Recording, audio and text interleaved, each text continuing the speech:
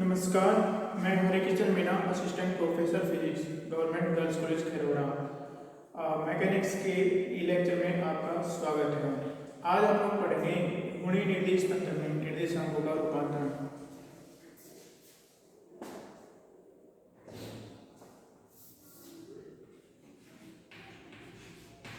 घूर्णी निर्देश तंत्र में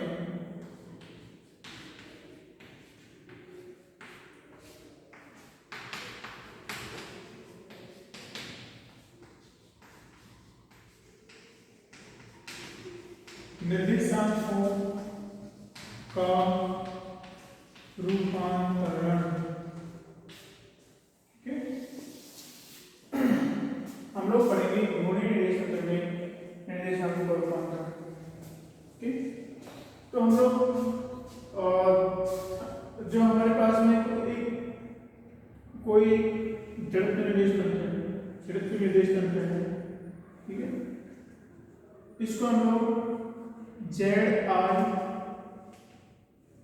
एक्स आई और वाई आर से इसको निरूपित करते हैं हम लोग। ओके, अब हमारे पास में एक अन्य निर्देश तंत्र है, इसको हम लोग निर्देश तंत्र एस बोलेंगे, ठीक है। दिस इज निर्देश तंत्र एस। एक और हमारे पास निर्देश तंत्र है जो स्थिर कोणीय वेग ओमेगा से इस निर्देश तंत्र में इस प्रकार से गति कर रहा है कि उसकी जो जेड अक्ष है इस अक्ष के साथ संपाती रहे और बाकी और फिर वो ओमेगा वेग से घूर्णन करती है। हमारे पास में देखो ये हमारे है जो इन दोनों के बीच में 90 डिग्री कोण है, इनके बीच में 90 डिग्री कोण है, ठीक है। अब हम लोग इसको थोड़ा सा रोटेट कर देते हैं। ये हमारा ओमेगा टी वेग से रोटेट हो गया, ओमेगा वेग से रोटेट हो गया। इसी समय टी पर ही हमारा एक्स वन की जगह यहाँ पे एक्स आर है। क्या है? एक्स आर है। और ये हमारी ये भी उतनी ही शिफ्ट हो जाती है, ठीक है। ये भी हमारी उतनी ही शिफ्ट हो जाती है। कितनी शिफ्ट हो जाती है? ओमेगा टी, ठीक है। ये हमारी वाई आर है, ठीक है। This is Y are.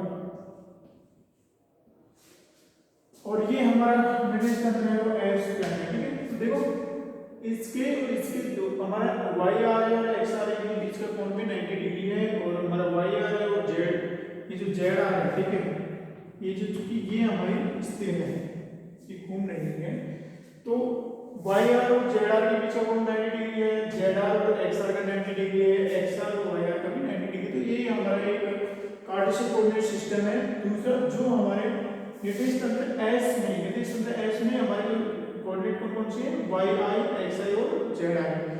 इस निर्देश तंत्र के साथ जेड अक्ष के सापेक्ष ये इस तरह से रोटेट कर रहा है, ठीक है। अब हम लोग क्या करते हैं, हमारे कोई बिंदु यहाँ पे बिंदु P है, ठीक है। ये बिंदु P है और ये हमारा O R और इसको O I दोनों का एक कॉमन ओरिजिन पॉइंट है। ये हमारा बिंदु P है, ठीक है। इस बिंदु का हमारा जो एस निर्देश तंत्र है उसमें इसके कोऑर्डिनेट कितने होंगे? इसमें इसके कोऑर्डिनेट है सपोज एक्स आई, वाई आई और जेड आई इसके कोऑर्डिनेट है। और दूसरा जो निर्देश तंत्र है हमारा रोटेटिंग फ्रेम ऑफ रेफरेंस है उसमें इसके कोऑर्डिनेट कितने होंगे? एक्स आर, वाई आर और जेड आर, ठीक है। क्योंकि ये एक स्थिर कोणीय वेग से घूम रहा है, तो किसी समय पे जैसे जैसे हमारा टाइम स्पेन होता है तो ये एक्स आर और वाई आर रोटेट करती रहेगी, ठीक है, स्थिर नहीं है। तो हमको पता ही है हमारा जो इनिशियल फ्रेम है, स्थिर निर्देश तंत्र है, उसमें जो हमारा बिंदु P है, या कहें कि जो हमारा स्थिर सदिश OP है, OP या इसको हम लोग R, ठीक है, RI कहें, इसके जो दिशा के X I Y I Z I इसको पता है और हम याद कर रहे हैं एक्स आर वाई आर और जेड आर, ठीक है। तो ये हमारे घूर्णी निर्देश तंत्र में निर्देशांकों के रूपांतरण हो जाएंगे। या हमको अगर X R Y are Z R पता है तो हम लोग किस आधार से एक्स आई वाई आई और जेड आई ज्ञात करेंगे। और फिर एक निर्देश तंत्र में अगर हमको निर्देशांक ज्ञात करने के पश्चात हम लोग स्थिति सदिश ज्ञात करते हैं, फिर उनकी सहायता से हम लोग वेलोसिटी ज्ञात कर लेंगे और फिर त्वरण को भी हम लोग ज्ञात कर लेंगे। अगर हमको इनर्शियल फ्रेम ऑफ रेफरेंस में पता है तो हम लोग घूर्णी निर्देश तंत्र में ज्ञात कर सकते हैं, और घूर्णी निर्देश तंत्र में पता है तो हम लोग जड़त्व निर्देश तंत्र में हम लोग इसको पता कर सकते हैं। जड़त्व निर्देश तंत्र में जड़त्व निर्देश तंत्र का मतलब हो गया कि हमारा जो ये कण है जो कि स्थिर है इसमें, ठीक है, तो हमारा इसका जो d2 जो त्वरण होगा वो शून्य आएगा, ओके, बिना किसी बाह्य बल के, इसको कोई बाह्य बल नहीं मिला तो त्वरण हमारा शून्य रहेगा। अब हम लोग निकालते हैं, निकालने की कई विधियां हैं। हम सबसे पहले एक ऐसी विधि का यूज करते हैं ताकि आपको समझने में दिक्कत ना आए, और उसके बाद में हम लोग डायरेक्टली याद कर सकते हैं कि कैसे कैसे आएगा। हम लोग ये याद करते हैं कि इनके बीच का कोण कितना है, थीटा है, ठीक है, कितना थीटा। जैसे मैं इस पे यहाँ पे लंब डालूंगा तो ये जो भी आएगा हमारा एक्स वाई कोऑर्डिनेट आएगा वो ओपी cos थीटा होगा, ओके। तो इससे इस पे जो मैंने लंब डाला वो हमारा निर्देशांक आएगा वो OP cos theta plus omega t होगा, जो कि हमारा एक्स आएगा, ठीक है। जैसे इस पे मैंने लंब डाला यहाँ पे, सपोज करो इस पे मैंने लंब डाल दिया, ये लंब डाल दिया, तो ये हमारा ओपी cos थीटा आएगा जो कि x होगा, और ये हमारा इस पे जो लंब होगा ये हमारा x इस बिंदु का इसके सापेक्ष जो भी कोऑर्डिनेट आएगा वो होगा, ठीक है। तो हमारा x i याद करते हैं, x i equal to, okay, x i equal to कितना होगा, x कोऑर्डिनेट कितना होगा, ये होगा हमारा OP cos theta plus omega T, okay. और हमारा y i कितना होगा, y i equal to, y i कितना होगा, y i होगा हमारा, इससे हमने इस पे y i पे लंब डाल दिया, ठीक है। y i इक्वल टू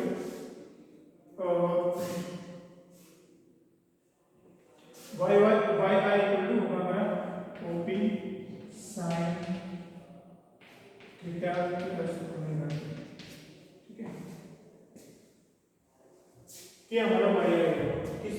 देखो यहाँ से हमारी जो ये वाली लेंथ है ये तो हमारा ओपी cos थीटा है, और ये जो लेंथ है ये हमारी ओपी साइन थीटा के बराबर है, जो कि हमारी इस y i के बराबर होगी। या फिर हम लोग यहाँ से इस पे लंब डाल देते हैं, तो लंब डालेंगे तो ये जो हमारा कोण आएगा वो कितना आएगा, 90 minus theta plus omega T, तो ठीक है। तो दस cos this is equal to, ये कुछ नहीं है, दस cos, ये भी cos के रूप में हम लोग लिख सकते हैं 90 minus theta plus omega t,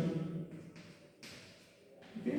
ये जो एंगल आएगा हमारा 90 minus theta plus omega T, और फिर बाद में जब चेंज हुआ तो cos 90 माइनस 30 थी sin theta plus omega T, ठीक है। तो आगे हम लोग जो तीनों निर्देशांकों का रूपांतरण लिखेंगे तो हम लोग उसको cos के रूप में लिखेंगे, कोजा के रूप में, ठीक है। तो ये आ गया हमारा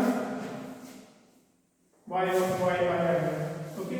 और z i कितना होगा, क्योंकि z i और z r सेम है तो हमारा जो z i होगा दिस इज z r के बराबर ही होगा। तो एक कोऑर्डिनेट तो हमारे पास ऐसे ऐसे आ गया z r, ठीक है, z r equal to z r, this z r equal to या z i equal to z r। यहाँ पे हम लोग क्या कर रहे हैं, पहले हमको ये पता है कि रोटेटिंग फ्रेम ऑफ रेफरेंस में कोऑर्डिनेट कितने हैं, तो ये होंगे हमारे घूर्णी से जड़त्व निर्देशांक,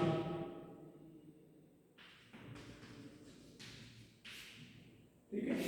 घूर्णी निर्देशांकों से जड़त्व निर्देशांक ज्ञात करना, ठीक है। हम लोग घूर्णी निर्देशांकों से जड़त्व निर्देशांक ज्ञात कर रहे हैं, फिर लोग उसको उल्टा भी करते हैं। तो हमने इसको ओपन किया तो हमारा x i equal to OP, x i equal to OP cos theta, okay, cos omega t minus OP और sin theta sin omega t, ये आ गया हमारा।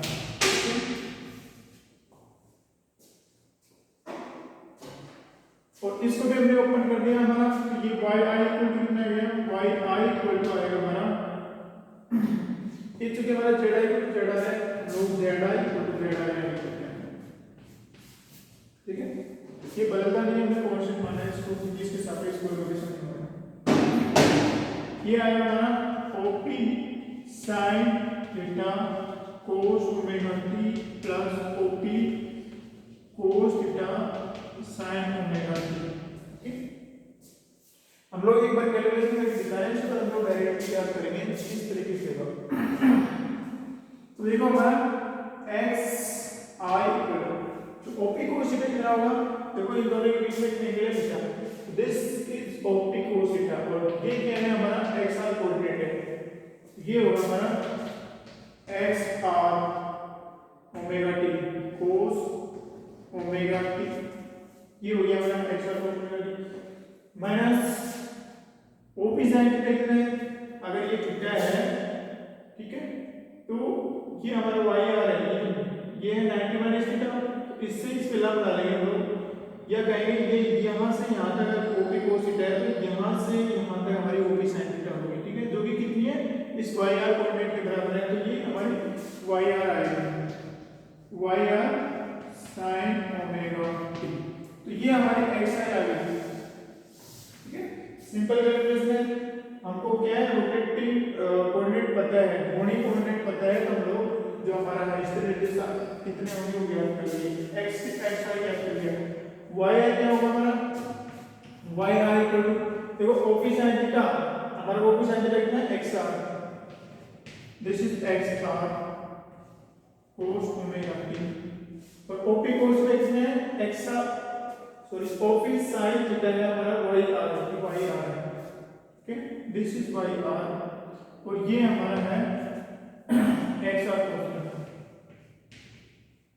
एक्स आर, यहाँ पे sine theta sine omega T, ठीक है। तो सिंपल है हमारा, ये क्या ओपी कोस थीटा है, तो देखो ओपी कोस थीटा हमारा एक्स आर है, तो यहाँ पे ओपी कोस थीटा यहाँ पे ये ओपी कोस थीटा हमारा एक्स आर लिख दिया, और ओपी साइन थीटा हमारा क्या है वाई आर है, तो ओपी साइन थीटा हमारा वाई आर लिख दिया, तो ये हमारे एक्स आई और वाई आर है। इस प्रकार से हमने क्या किया, एक घूर्णी निर्देशांकों की सहायता से हमने जड़त्व निर्देशांक ज्ञात किए, और हमें ये पता है कि घूर्णी निर्देश तंत्र जड़त्व निर्देश तंत्र के सापेक्ष ओमेगा टी कोण में से मूव कर रहे हैं। हम ऊपर वाला में बिठा देते हैं और एक बहुत ही अच्छी तरीके से इसको मैनेज करते हैं, ठीक है। हमारा घूर्णी से जड़त्व में कितना आया, और घूर्णी से जड़त्व में x1 equal to x are cos omega t minus y are sine omega T, ठीक है। ये तो हमारा एक्स आई आ गया, x are cos omega t minus y are sine omega t. फिर हम लोग दूसरा है हमारा वाई आई कितना है, वाई आई है हमारा Y are cos omega T,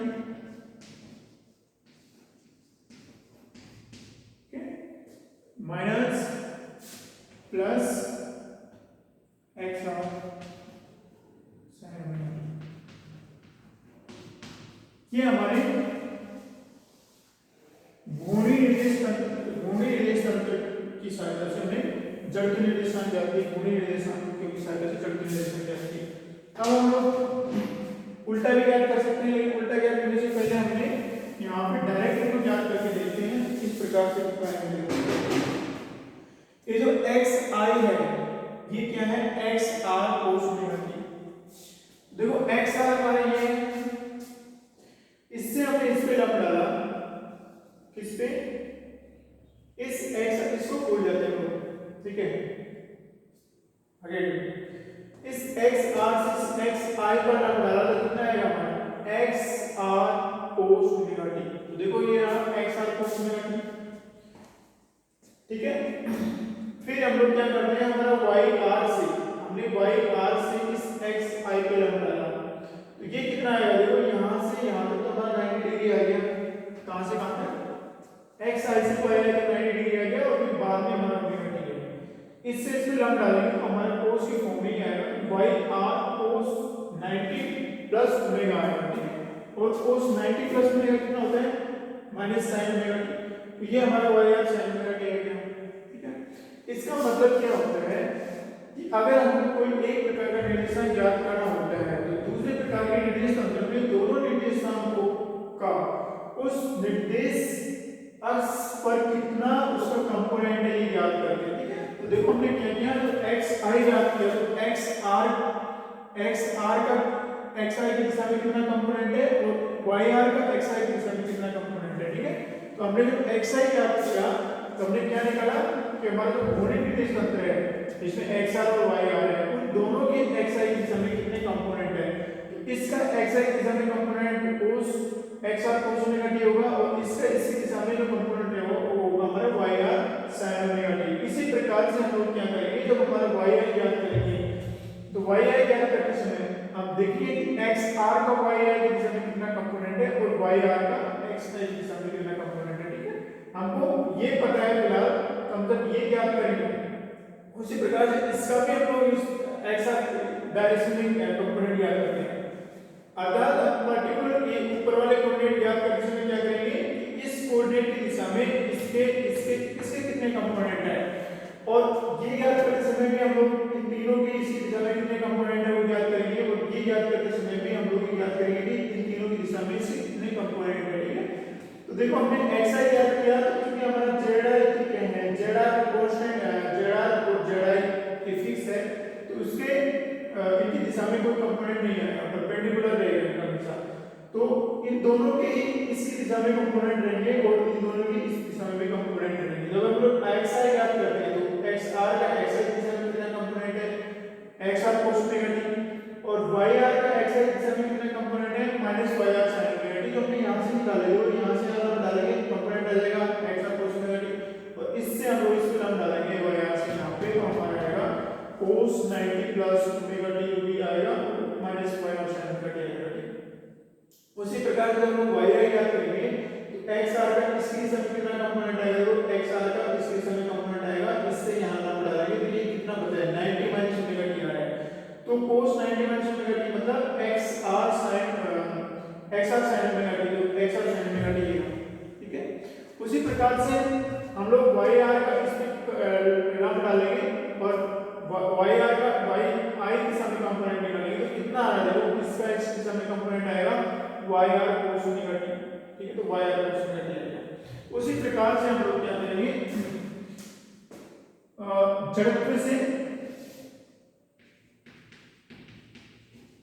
जड़त्वीय निर्देशांकों से घूर्णी निर्देशांक,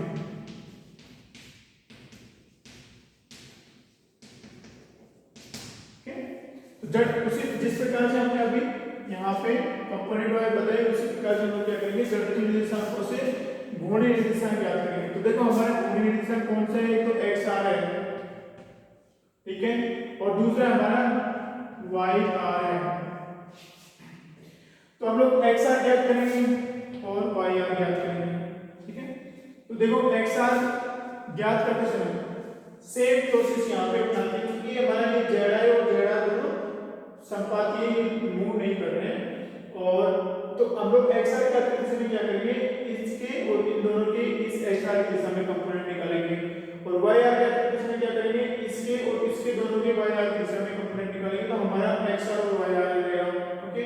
तो देखो निकालते हैं एक्स आर मतलब एक्स वन का एक्स आर की दिशा में क्या कंपोनेंट है, तो एक्स वन का एक्स आर की दिशा में कंपोनेंट है, एक्स इसका इस पे हम डाल देते हैं कंपोनेंट निकल आता है हमारा, तो एक्स वन कोस ओमेगा टी, ये हमारा एक्स वन कोस ओमेगा टी, ठीक है, इसका इस दिशा में कंपोनेंट आ गया हमारा। उसी प्रकार से जो हमारा वाई आई है इसका इस दिशा में कंपोनेंट निकालते हैं एक्स दिशा में, क्योंकि ये हमारा ओमेगा टी है और दोनों के बीच में 90 डिग्री कोण है, तो ये हमारा 90 माइनस ओमेगा आ जाएगा, ठीक है। तो हम लोग उसको निकालेंगे Y i cos 90 minus omega t, ये आ गया हमारा। और वाई आर क्या करते समय क्या करेंगे, वाई आर क्या करते समय इन दोनों की वाई आर के दिशा में कंपोनेंट निकालते हैं, तो देखो ये हमारा वाई आर है, इस वाई आर की दिशा में इस एक्स यहाँ से यहाँ तक तो हमारी 90 डिग्री होगी और ये हमारा ओमेगा टी और ऐड है, ठीक है। तो ये हमारा x1 cos 90 plus omega T, ठीक है। और फिर हम लोग y i का एक साथ दोनों कंपोनेंट निकालते हैं। तो हमारा y i क्योंकि दोनों के बीच में ओमेगा टी कौन है, तो y i cos ओमेगा, इसको हम लोग सोल्व कर लेते हैं। होगा क्या, ये तो हमारा cos से साइन आ जाएगा और ये हमारा cos to माइनस साइन आ जाएगा, ठीक है। तो हमारा x r क्या होगा, x r equal to x1 x i cos omega T, मैं यहाँ पे लिख देता हूँ, ठीक है। So x r equal to x1 equal to x1 cos omega T, x1 cos omega T और plus y1 sin omega T, ठीक है। उसी प्रकार से हम लोग y r क्या कर सकते हैं, y r क्या आएगा, इसको देखो y1 cos omega T, y1 cos omega T, और इसको हम लोग सॉल्व करेंगे। तो ये इसको हमने पहले लिख दिया यहाँ पे, और इसको हम सॉल्व करेंगे तो आएगा हमारा माइनस का x1 minus x1 sin omega T, ठीक है। इसको एक और तरीके से हम लोग याद कर सकते हैं कि जब लोग x1 कंपोनेंट याद करेंगे तो हमारा xr के साथ ही cos आएगा, y को क्या करेंगे तो yr के साथ ही cos आएगा, ठीक है। और जो दूसरा कोऑर्डिनेट है उसके साथ में हमारा sin आएगा, ठीक है। वो प्लस माइनस साइन हम देना है, उसी प्रकार से यहाँ पे भी x r याद करेंगे तो x के साथ cos आएगा, y r याद करेंगे तो y के साथ cos आएगा। जब हम लोग घोड़ी से हम लोग जड़त्व याद करेंगे, ठीक है, तो हम हमारा x1 में यहाँ नेगेटिव याद करेंगे, घोड़ी से हम लोग जड़त्व याद करते हैं, और जब जड़त्व से हम लोग घोड़ी याद करते हैं हम लोग y r में माइनस आता है, ठीक है। इजीली सिंपल हम लोग आसानी से देख सकते हैं कि जब हम लोग जड़त्व से घोड़ी याद करते हैं तो y r में नेगेटिव आता है, और घोड़ी से जड़त्व याद करते हैं तो x i में नेगेटिव आता है। और हमारा जो लास्ट पॉइंट था ये z i equal to z r है, यहाँ पे ले सकते हैं z i equal to z r, और थर्ड है यहाँ पे z r equal to z r, ठीक है।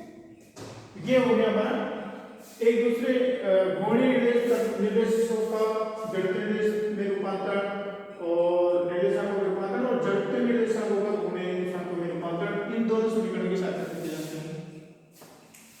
अब हम लोग क्या करते हैं, हम लोग करते क्या है, इनकी सहायता से हम लोग पोजीशन वेक्टर भी याद कर सकते हैं, इनकी सहायता से हम लोग वेलोसिटी याद कर सकते हैं, इनकी सहायता से हम लोग त्वरण याद कर सकते हैं। अगर हम लोग घोड़ी निर्देशांकों में याद करना चाहते हैं इन निर्देशांकों का यूज करेंगे, अगर जड़त्व में याद करना चाहते हैं तो इनका यूज करेंगे, ठीक है। अब जैसे हम लोग घोड़ी में याद करेंगे तो यहाँ से याद कर सकते हैं क्या, x दिशा में डायरेक्शन, सो v r अगर जैसे x दिशा में वेग हो तो उसको हम लोग dxr dt होगा, ठीक है। और y दिशा में क्या होगा हमारा,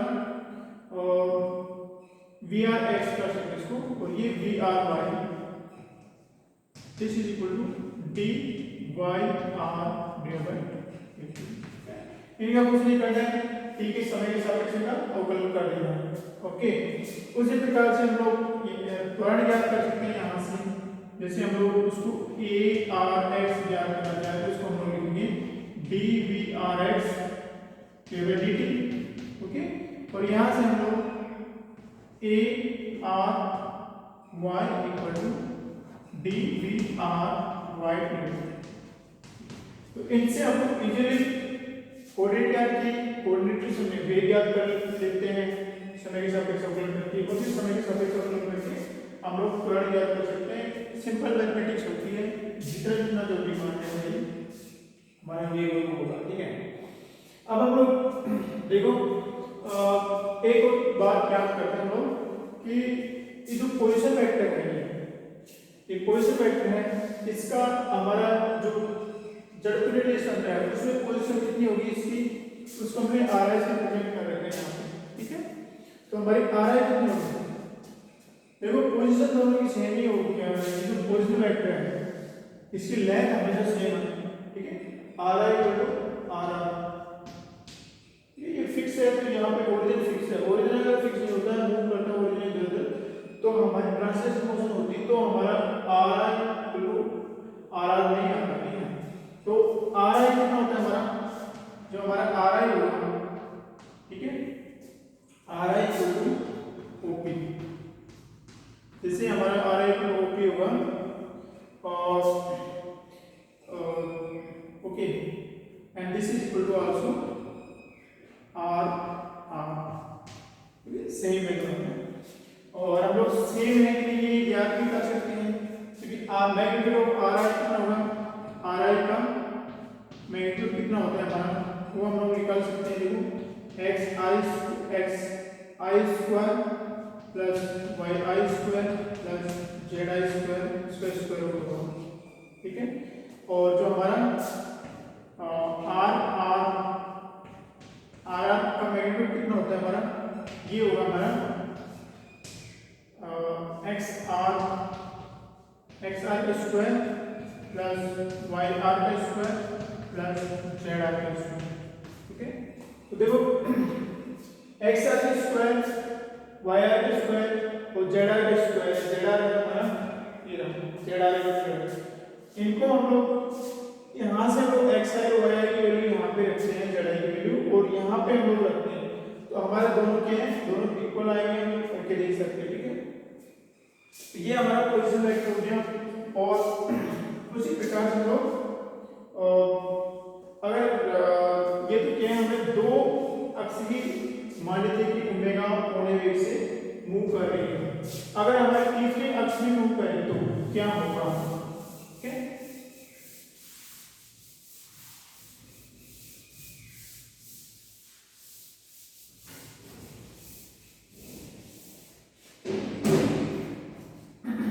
हमारे तीसरे अक्ष में अगर ओमेगा कोने वेग से घूर्णन करें तो उसमें भी हम लोग एक दूसरे उसके सापेक्ष ज्ञात कर सकते हैं, क्या कोऑर्डिनेट ज्ञात कर सकते हैं। तो ये हमारी जेड आई यहाँ पे नहीं आएगी, और ये यहाँ आएगा, ठीक है, जेड आई, और ये ओमेगा टी आएगा, ठीक है। तो क्या है हमारे ये जेड आर एक्स आर और वाई आर, ये हमारा एक्स प्राइम निर्देशांक है, ये वाई आर है, ठीक है।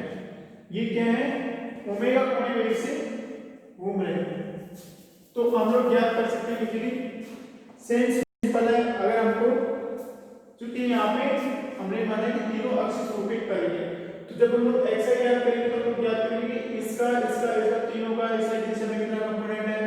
उसी प्रकार से वाई आई ज्ञात करेंगे तो हम लोग ज्ञात करेंगे कि इस तीनों का इस दिशा में कितना कंपोनेंट है, और जेड आई ज्ञात करेंगे तो ज्ञात करेंगे तीनों का इस दिशा में क्या कंपोनेंट है, ठीक है।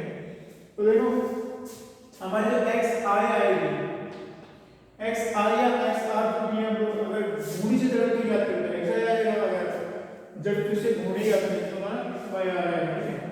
तो हमारा जैसे एक्स आई इक्वल टू, ठीक, एक्स आई इक्वल टू, जैसे हम लोग एक्स आर ज्ञात करते हैं, क्या ज्ञात करते हैं, हमको पता है कि जड़त्व क्या है, जड़त्व निर्देशांक पता है, इससे हम लोग घूर्णी ज्ञात करेंगे, घूर्णी निर्देशांक, ठीक है। जड़त्व से हम लोग घूर्णी निर्देशांक ज्ञात करते हैं, दिस इज आर। तो हम लोग ऐसा क्या करेंगे, इसका इस दिशा में क्या कंपोनेंट है, इसका इसकी दिशा में कंपोनेंट है x o r cos omega T, ठीक है। So this is x i, this is x i, okay,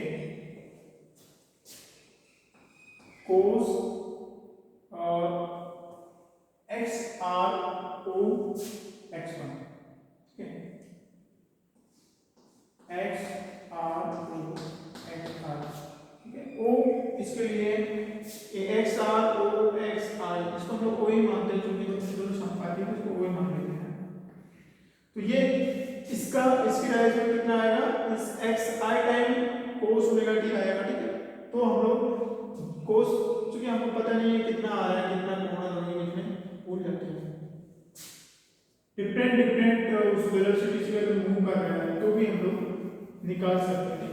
तो इसका इसके समय कंपोनेंट कितना आएगा, x R O x i, okay, plus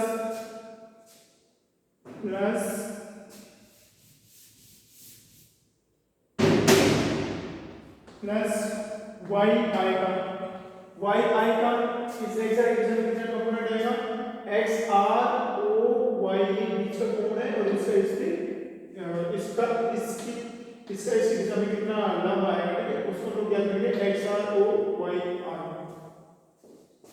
cos x r, ठीक है, इसको नीचे रहने देना,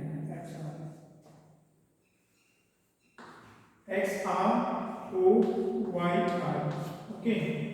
फिर वैसे हम लोग जेड ऐड करते हैं, z i cos Y r x R O Z i, okay. उसी प्रकार से लोग वाई आर क्या कर सकते हैं, वाई आर एक्स आई का कंपोनेंट कितना होगा, x i cos Y R O x i, okay. देखो एक्स आई का इस वाई आर का कंपोनेंट कितना होगा, एक्स आर ओ एक्स, ठीक है, x R O X angle है, ये जो एंगल है x R O x one plus Y I का cos X Y are cos Y R O Y I plus Z I का है cos Y R O Z I, ठीक है। उसी प्रकार से हम लोग जेड आर को क्या कर सकते हैं, x are cos Z r O x i plus Y i cos Z r O Y I plus Z i cos Z r O Z I, ठीक है। तो इस तरह से हम लोग x R Y are Z r ज्ञात कर लिए। जिस प्रकार से हमने ऐसे लिखे हैं उसी प्रकार से लोग x R Y are Z r के लिए लिख सकते हैं, ठीक है। उसी प्रकार से हम लोग x i z r Y r उसके लिए भी लिख सकते हैं।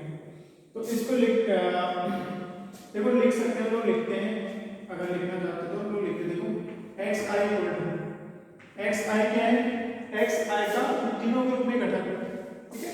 तो एक्स आई का इसमें घटक कितना आएगा, this x R O x i cos theta, ठीक है। तो जो भी कोस ऑफ दिस एंगल, ठीक है, कोस ऑफ दिस एंगल आएगा, ठीक है। तो एक्स आर अगर हमें याद करें, ये तो जड़ से घूमने में था, घूर्णी से जड़ तो याद करते हैं, घूर्णी से जड़त्व, घूर्णी से जड़त्व की दिशा ज्ञात करते हैं। तो देखो क्या होगा हमारा, जैसे हमने एक्स आई ज्ञात किया, x i equal to x r, ठीक है, cos x i O x are plus Y are cos x i O Y are plus Z are cos x i O Z are, ठीक है। उसी प्रकार से हम लोग वाई आई क्या कर सकते हैं, this is x are cos Y I O x are plus Y are cos Y I O Y are plus Z are cos Y R O Z Y I O Z R, और हमारा last है Z I equal to x are cos Z I को X are plus Y are cos Z R को Y Z I Y are Z आई को Y are plus Z are cos Z I को z are.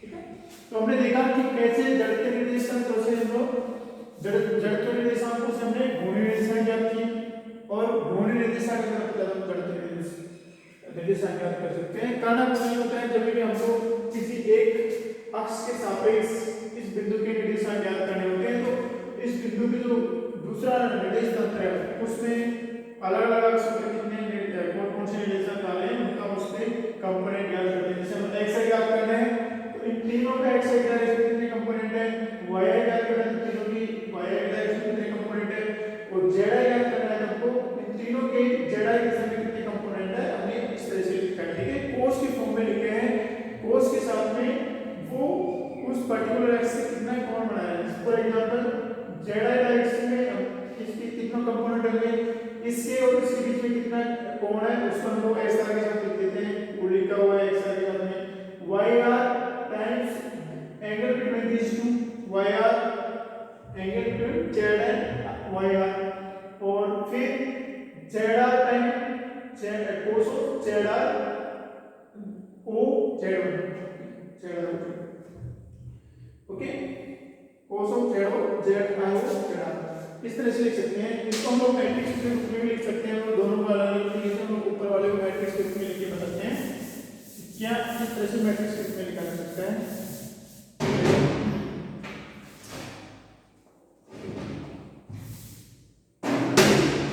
इसको हम लोग a11 इसको a11 इसको हम लोग a12 इसको a13 लिखते हैं। ठीक है, इसी प्रकार से हम लोग इनको लिखेंगे, ये हमारा a21 a22 a23 और ये a31 a32 a33 ऐसे लिखेंगे। ठीक है, तो मैट्रिक्स के रूप में हम लोग लिख सकते हैं।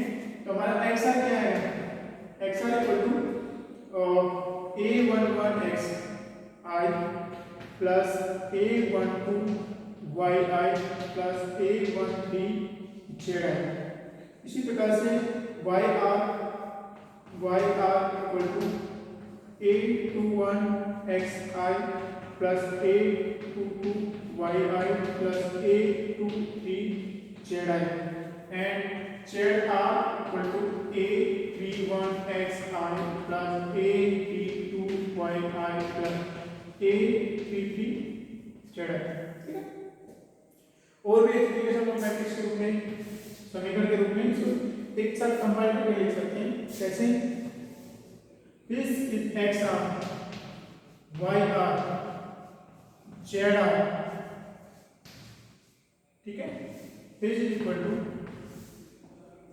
a11 a12 a1b a21 a22 a23 a31 a32 a33 then multiply by x I y I z। Okay, तो ये तो तीनों समीकरण है इस मैट्रिक्स फॉर्म में। आगे कुछ कक्षा में हम लोग अध्ययन करेंगे ये एक दूसरे के, इससे हम लोग इससे ये ज्ञात कर सकते हैं या इनसे ये ज्ञात कर सकते हैं इस फॉर्म से। ठीक है, तो ट्रांसफॉर्म एक मैट्रिक्स होती है हमारी, तो इसको हम लोग ट्रांसफॉर्मेशन मैट्रिक्स कहते हैं। तो ये हो गई हमारे घूर्णी निर्देशांक में निर्देशांकों का रूपांतरण, और देखने के लिए आपको बहुत बहुत शुक्रिया।